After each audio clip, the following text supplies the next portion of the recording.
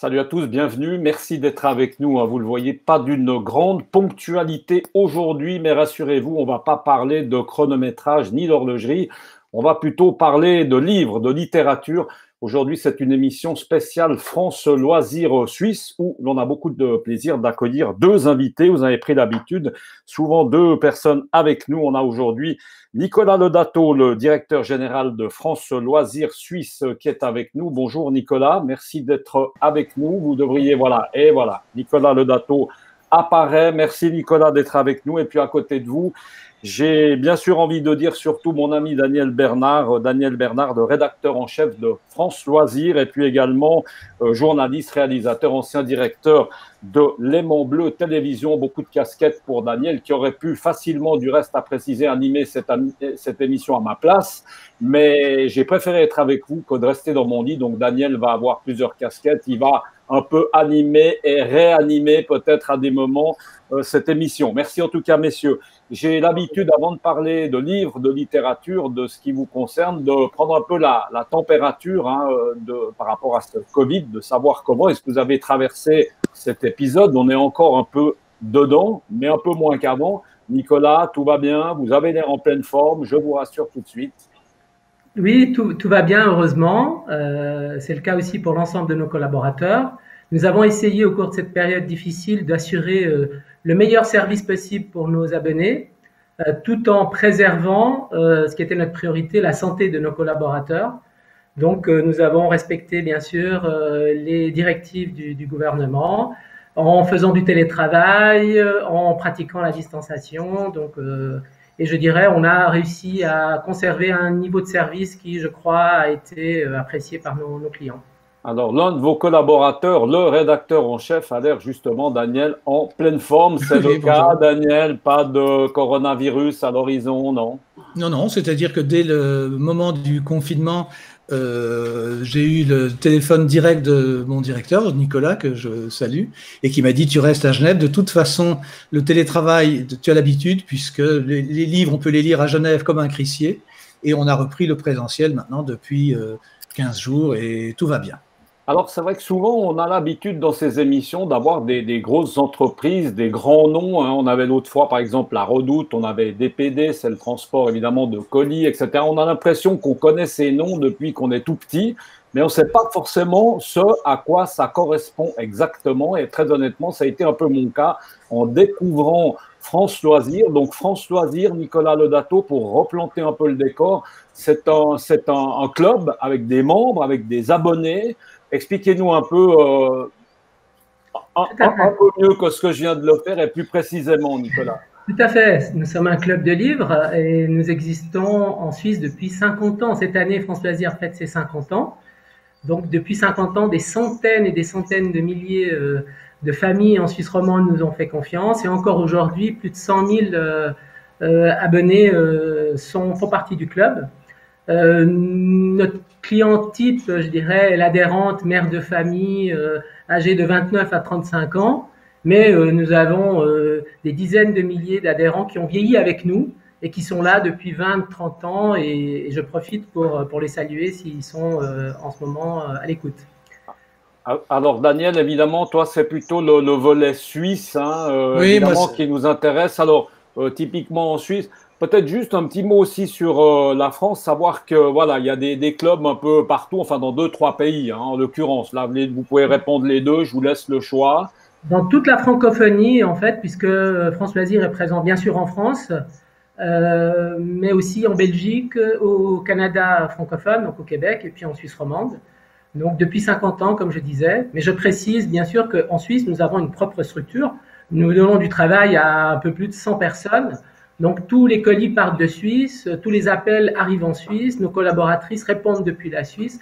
Nous sommes vraiment, depuis le début, je dirais, nous avons eu la volonté de nous implanter dans le territoire suisse. Alors Daniel, que faut-il peut-être faire pour être membre de ce club? Ça se passe comment? Il y a une cotisation comme un club de tennis, de fléchettes? Non, pas forcément quand même club de tennis. Il faut avoir été approché d'abord par le recrutement par des gens in vivo. Donc à l'époque, c'était au salon. On reprochait d'ailleurs à nos agents d'être très agressifs. Ils vous sautaient sur le paletot. La chose a changé. Ça se fait une approche par téléphone. On doit aimer lire d'abord. Mais on n'est pas un grand lecteur de la tranche haute de ce qu'on dirait la littérature spécialisée. Nous, notre cœur de cible, c'est la ménagère, la prescriptrice, hein, comme on dit, de la ménagère de 29 à 36 ans, c'est elle qui relève le courrier et elle, en fait, elle trouve les livres pour son mari, pour ses parents, la plupart du temps, pour ses enfants et pour elle-même. Et ce sont des livres. Ça paraît bête, mais loisir veut bien dire ce que ça veut dire. Ce sont des livres de détente, ce qui ne veut pas dire que les livres soient des romans de gare, loin de là, puisque quand vous regardez notre catalogue, et je crois que la régie nous fait la belle surprise de mettre la page du catalogue sur l'écran. Voilà, une porte ouverte sur un monde enchanté. Vous avez aujourd'hui, à France Loisirs, tous les livres. Oui, merci. Mais, vas-y, Nicolas.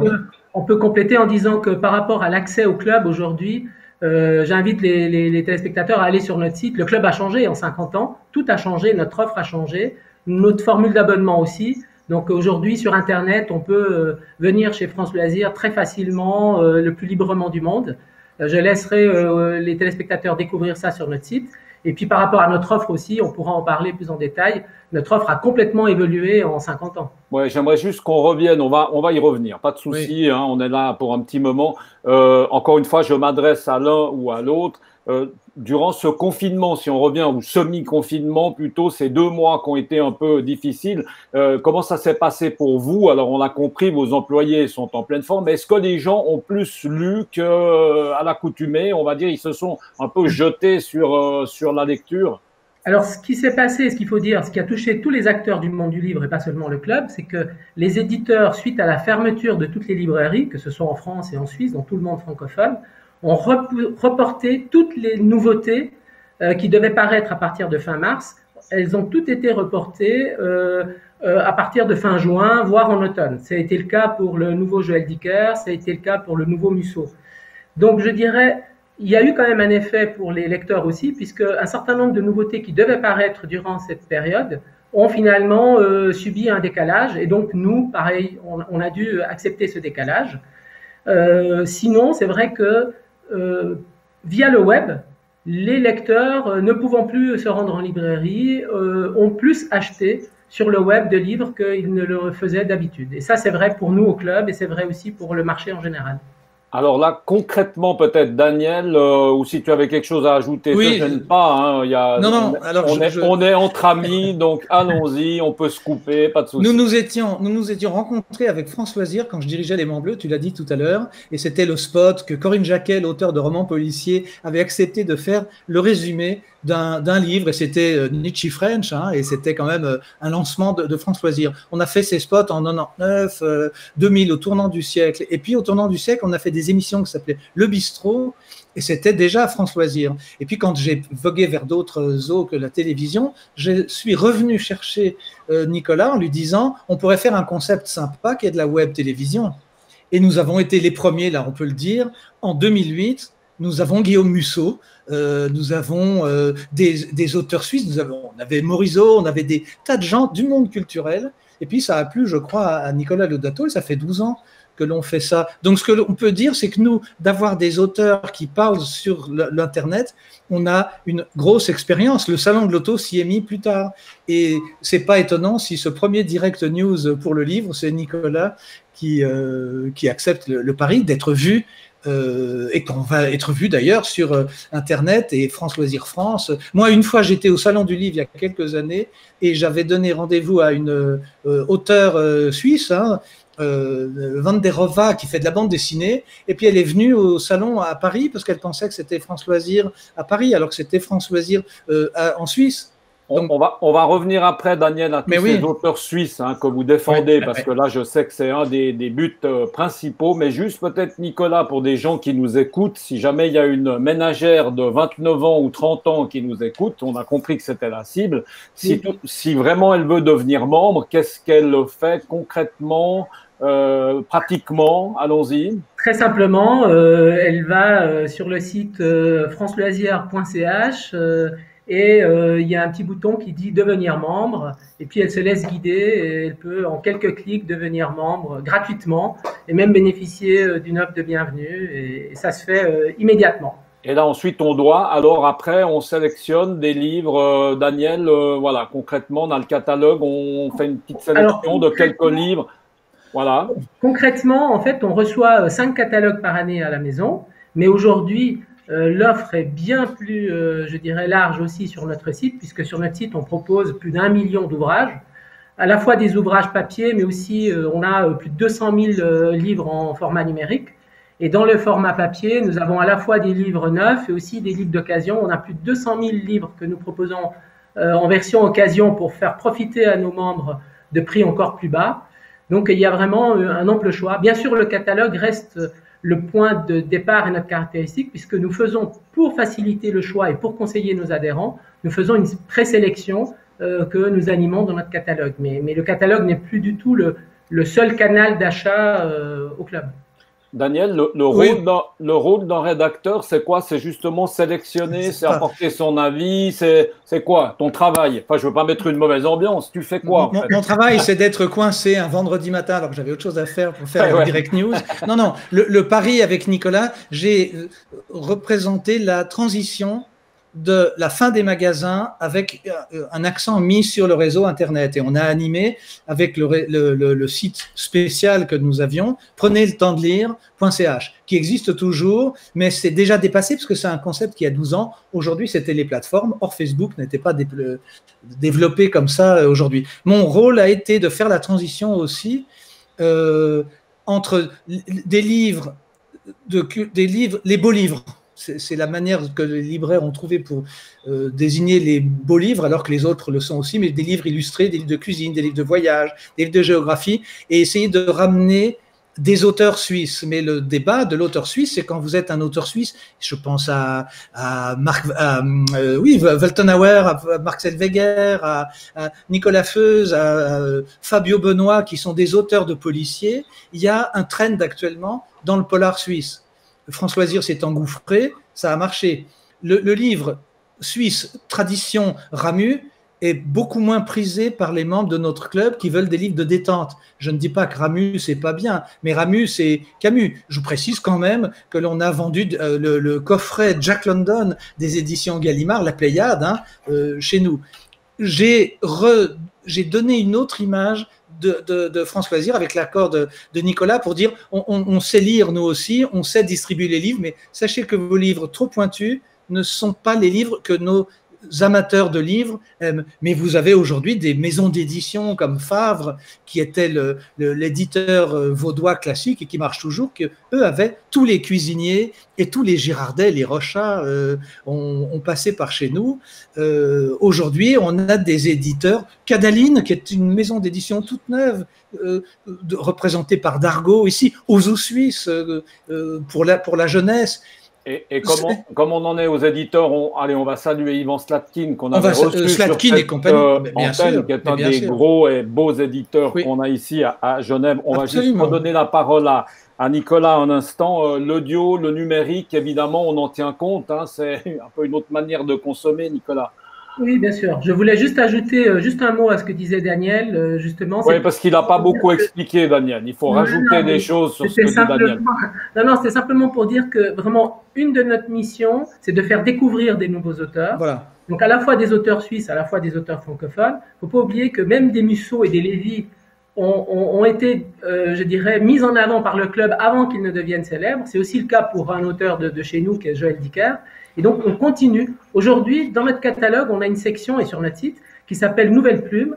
Donc, on essaye de donner la chance aux auteurs dès leur premier ouvrage pour les faire connaître et les faire devenir, certains d'entre eux, des stars. Moi, j'ai une petite question comme ça. Je ne veux pas rejeter un pavé dans la mare, mais qu'est-ce qui fait qu'on a intérêt finalement à être membre de votre club plutôt que d'aller tout simplement dans des librairies qu'on connaît? On ne va pas forcément citer tous les noms, mais on les connaît.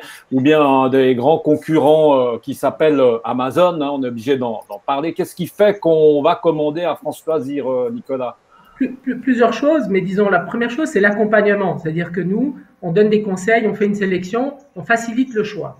Et puis, on va mettre en avant justement, parce que sur ces plateformes où il y a plusieurs millions d'ouvrages, quand vous cherchez un ouvrage que vous voulez, c'est facile de trouver, mais je dirais, c'est pas eux, ils n'ont pas pour vocation de faire découvrir des nouveaux auteurs ou de donner des conseils pour notamment tout ce qui est la jeunesse. Donc c'est l'accompagnement qu'on peut avoir, et puis c'est quand même aussi, j'aime pas parler, le but c'est pas de parler des prix, mais c'est quand même que France Loisirs, nous sommes l'acteur sur le marché suisse qui propose les livres le moins cher. Donc nous essayons de proposer nos ouvrages moins chers que partout ailleurs. Et je parlais tout à l'heure de l'occasion, y compris en proposant une offre de livres d'occasion. Ah, vous avez aussi des livres d'occasion. Il y a encore une autre chose, peut-être que Daniel peut en parler, ou les deux, parce que là aussi, on le sait, hein, c'est quand même le prix du livre. Hein. On sait très bien que, allez, on va pas se voiler la face quand on va en France, il y a même le prix en euros du livre. C'est des fois un peu insupportable parce qu'on voit le prix. Quand on achète en Suisse, il y a l'étiquette qui est des fois à moitié cachée sur le prix français. Et franchement, très honnêtement, pour un lecteur, oui, c'est pas très agréable. Comment est-ce qu'on explique ça? Alors, je dirais que le prix du livre… Cette grosse différence, hein, soyons, enfin, grosse ou pas grosse, quand on a tout compté, peut-être. Hein. Oui, il faut relativiser. Moi, je pense que le prix du livre mériterait à lui seul une émission, parce que le circuit du livre est très complexe, surtout en Suisse, où le marché est divisé par langue, etc., et mériterait vraiment d'expliquer à nos téléspectateurs. Mais ce que je veux dire, c'est que quand même, cette différence en valeur absolue n'est pas si grande que ça. Elle s'explique parce que les structures en Suisse coûtent cher en loyer, en salaire, en coût de distribution, et ça donne un service et ça permet de maintenir un tissu. Après, vous disiez pourquoi acheter chez France Loisirs ou chez un autre acteur suisse du livre plutôt qu'Amazon? C'est parce qu'Amazon ne donne aucune place de travail, ne paye aucun impôt en Suisse, n'est pas un acteur du marché local. Et quand vous faites le calcul à la fin de l'année, avec le nombre moyen de livres qu'achète un ménage, la différence se compte en quelques dizaines de francs. Est-ce que ces quelques dizaines de francs ne valent pas la peine d'être dépensés pour maintenir un tissu d'acteurs suisses sur le marché suisse qui donnent du travail en Suisse? Oui, alors là, c'est évidemment toute la problématique de faire marcher l'économie suisse. Daniel, on est d'accord.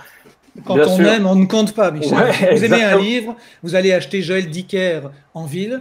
Oui, puis on est pressé de l'avoir. On n'a pas envie d'attendre, d'aller je ne sais pas où. Effectivement, on le voit, on l'achète. Il suffit d'aller ici au centre sportif qui est à 2 pas de Saint-Julien. Le premier jour du déconfinement, je vais voir le libraire que je connais parce que je lui achète des journaux, pas des livres.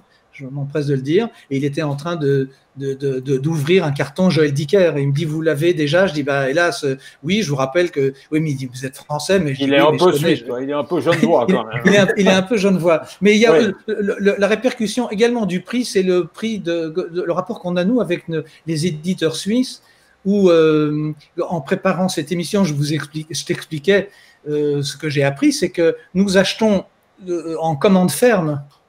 Or, ça a un prix. Nicolas a dit tout à l'heure qu'on emploie 100 personnes, mais quand je vous prends 30 livres, je les prends avec une assez bonne marge. Les distributeurs habituels ne prennent que 50%, mais ils ont surtout un gros défaut, c'est que comme ils prennent des sous à chaque transport du livre, que le livre aille chez lui ou qu'il reparte chez l'éditeur, quand il y a des retours à la fin du semestre ou à la fin de l'année, bah, l'éditeur se retrouve avec des livres à mettre au pilon, tandis que nous allons les user jusqu'au bout, et on a eu des stocks de livres, de beaux livres, un livre de chez Slatkin, on en avait commandé 500, c'était la belle époque, on les a vendus jusqu'au dernier, mais on a mis 2 ans pour ça. Nicolas, peut-être que comme on est en train de parler du prix, rapidement, qui gagne quoi dans un prix du livre? Enfin, Daniel peut aussi répondre parce qu'il est aussi auteur, il a écrit des livres, Daniel, donc il sait ce qu'il a pris par livre, parce que c'est vrai que sur, je ne sais pas, un livre à 30 francs, l'auteur, il prend quoi? L'éditeur, l'imprimeur, le revendeur? Là aussi, c'est très complexe parce que les revenus de l'auteur diffèrent d'un auteur ou de sa renommée. Mais ce que je veux dire par là, c'est que il faudrait surtout pas que les téléspectateurs croient que celui qui vend des livres en Suisse, c'est lui qui met beaucoup d'argent dans sa poche. La preuve en est, c'est que depuis une dizaine d'années, de nombreuses librairies ferment les unes après les autres. Aujourd'hui, le livre rapporte très très très peu d'argent. C'est pour ça que le prix en Suisse est vraiment justifié par les coûts des structures pour les acteurs qui ont décidé de maintenir une structure en Suisse. Et bien sûr que, justement, des Amazones, pour pas les nommer, bah, eux, ils font fi de ça. Et donc, ils arrivent en direct avec des prix compétitifs, mais sans du tout alimenter l'économie locale. Mais ne croyez pas que les libraires deviennent riches. Au contraire, ils ferment les uns après. Ni les auteurs. Michel, je rappellerai que les royalties pour un auteur, comme disait Nicolas, ça dépend de sa célébrité, ça dépend surtout entre 5 et 10% du nombre d'exemplaires. Vous connaissez un auteur qui écrivait du San Antonio, toutes ses œuvres d'art, c'était avec San Antonio, mais il en écrivait à peu près 15 par an, mais il vendait chacun à 300 000 exemplaires ou 500 000 exemplaires, il pouvait acheter des Renoirs. Si vous êtes un auteur suisse moyen vend un livre à 3 ou 5 000 exemplaires, Joël Dicker, c'est 1 500 000. Ça change tout. L'éditeur non plus ne gagne pas vraiment bien sa vie. On salue l'image de Joël Dicker, que je précise que nous avons, nous, à France Loisirs, et on en est très fiers, découvert avant son premier affaire Harry Kéber, en 2012, et on salue également Corinne Jacquet qui me l'a mis dans les pattes, et le type était charmant. Aujourd'hui, Joël Dicker est devenu inapprochable, mais lui, c'est un cas d'espèce, on va dire. Hein. Je confirme qu'il est assez inapprochable et assez inabordable, mais on désespère. Mais demandez-moi, Michel, demandez-moi. Oui, mais on désespère pas en tout cas. Nicolas, on va terminer peut-être avec vous. On aime bien parler souvent du monde de demain, après le corona, etc. Ben, profitons le monde de demain pour France Loisirs. Vous, aujourd'hui, les 5 prochaines années, vous les voyez comment? Daniel pourra surenchérir tout à l'heure, certainement. Nicolas? Je dirais que les lecteurs, nous avons la chance que les lecteurs restent quand même très fidèles au livre papier, malgré les évolutions technologiques. On a peu eu le temps de parler des évolutions. Certes, il y a eu le livre audio et maintenant le livre numérique, mais ces versions différentes de livres s'ajoutent à la version papier de base. Donc je dirais que pour les 5 prochaines années, le marché du livre reste relativement stable. Certes, les habitudes de consommation changent, surtout auprès des jeunes. Mais tant qu'il y aura des auteurs et tant qu'il y aura des nouvelles histoires emballantes, je dirais, même les enfants continuent de lire. Je dirais au contraire, le secteur de la jeunesse reste une vraie locomotive depuis quelques années dans la littérature. Donc je dirais, les évolutions, c'est pour plus tard. Les 5 prochaines années devraient rester relativement stables, je l'espère en tout cas. Daniel, les jeunes lisent, je pense plutôt par exemple aux ados, ou bien ils sont plus que sur leurs applications iPhone, comme on les voit tous dans le bus le matin, et ils ont encore le temps de lire des livres. Vous pensez il y a un marché encore là? Si je pense à mon petit-fils, il est passé d'une lecture compulsive, il a absolument toutes les collections Maëlys de Ozouf suisse, etc. Puis tout d'un coup, 10-11 ans, il y a des hormones qui se mettent en route et tout d'un coup, il est très écran. Mais c'est sûr que dans l'avion, quand il y avait des avions, c'est pas la lecture, c'est le petit écran.